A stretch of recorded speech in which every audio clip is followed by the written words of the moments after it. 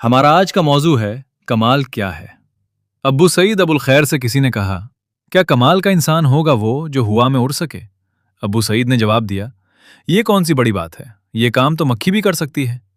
और अगर कोई शख्स पानी पर चल सके उसके बारे में आपका क्या फरमाना है। ये भी कोई खास बात नहीं है, क्योंकि लकड़ी का टुकड़ा भी सतह आब पर तीर सकता है। तो फिर आपके ख्याल में कमाल क्या है। मेरी नज़र में कमाल ये है कि लोगों के दरमियान रहो और किसी को तुम्हारी जबान से तकलीफ ना पहुंचे। झूठ कभी ना कहो, किसी का तमस्खुर मत उड़ाओ, किसी की जात से कोई नाजायज फायदा मत उठाओ। ये कमाल है।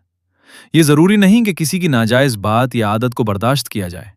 ये काफी है कि किसी के बारे में अनजाने कोई राय कायम ना करें। ये लाजिम नहीं है कि हम एक दूसरे को खुश करने की कोशिश करें। ये काफी है कि एक दूसरे को तकलीफ ना पहुंचाएं।